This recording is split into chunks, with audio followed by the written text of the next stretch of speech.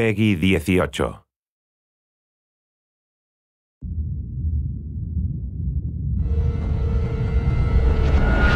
Hey everybody, Zachary Levi here in the heart of London's famous West End. Behind me is BAFTA, the British Academy for Film and Television Arts. Why are we here? Excellent question. For starters, Tomb Raider, the series, has garnered a lot of love and accolade from BAFTA over the years.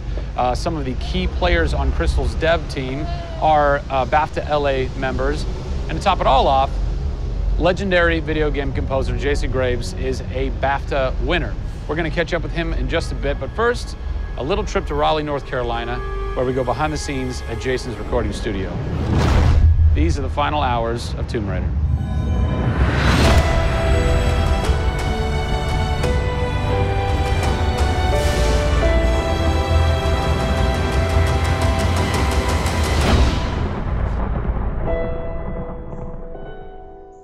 First thing we did was the theme.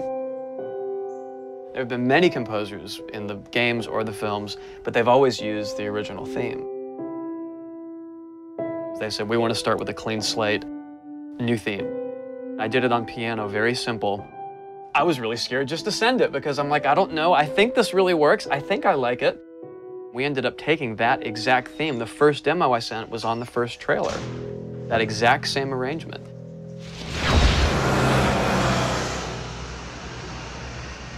So, Jason, currently you're working on this reimagining of Tomb Raider.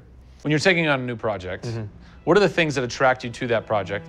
The heritage of a particular game, I think obviously. And don't even get me started on Tomb Raider. I literally almost drove off the road. I was on the phone with the audio director. Like, oh, stoplight! And I had to pull over a little bit to not hit the car behind me. What I loved about Tomb Raider, what really drew me to the project was they had no pre-existing conditions. Because they wanted to get out of what it used to be. They wanted something new, they wanted something fresh.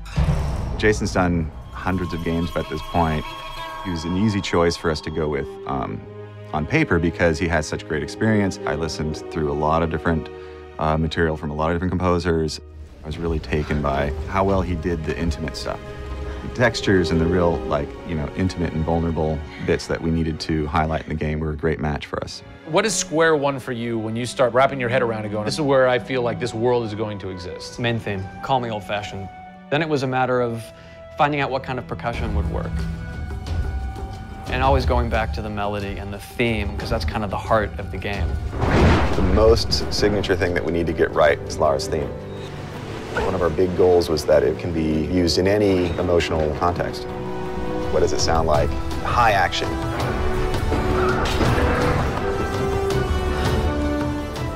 What does it sound like when she's in pain? For music, the gameplay and the concept art, especially with the scavengers and kind of the shanty town, corrugated metal, how everything's kind of this amalgam of different stuff that they found on the island. I was like, that's what I want the music to sound like.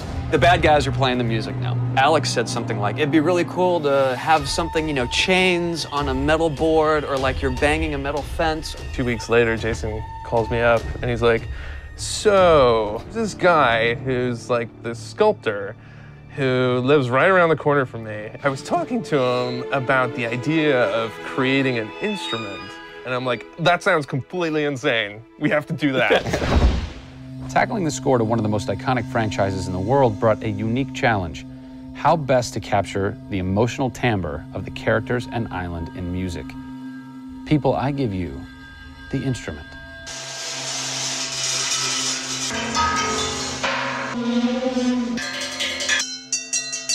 The instrument. I was going to let Matt determine the aesthetics.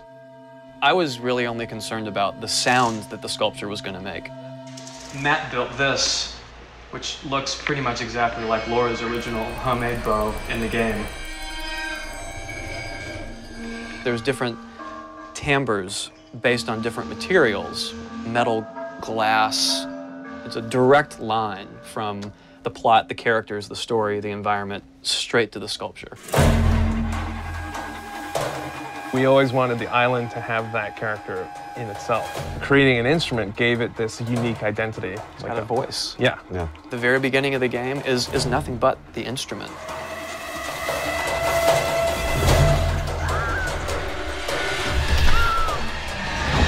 Who do you look at in video games or in film that you go, what they've done has shaped who I am and what I do for a living? They're all dead, unfortunately. What? Yeah, I know. It's classical composers. All classical? Yeah, I'm kind of going directly back to the source. Yeah. Prokofiev's, Tchaikovsky. Even for some of the scary stuff, you've got Penderecki, who's a Polish composer. Actually, he's still alive. It kind of goes back to ballets or opera, which is kind of the precursor to film and video games. You know, they were telling a story. And that's what I love about that music. It tells a story. Even if you don't know the plot, you can listen to it. And film music's the same way. It's tough with games to do things that are subtle. You want to make Lara relatable, make her realistic. Got another one. She went down over there. Tell her story from the beginning and show how she became the superhero she becomes. One of the first things that I ask any developer is the emotion. Because to me, that's the biggest thing that music can do in 1/10 of a second. The music just, it nails the emotion. Wow, that was amazing, huh? I personally don't think I've ever sounded so good in an interview before. Although Jason, Jack, and Alex are audio savants, so that would make perfect sense. I cannot wait to jump into this game, not just for the amazing action, but the emotion and mood and tone that they're going to set with their incredible skill. Tune in next time for a special secret announcement that is going to change the way you play Tomb Raider forever. See you soon.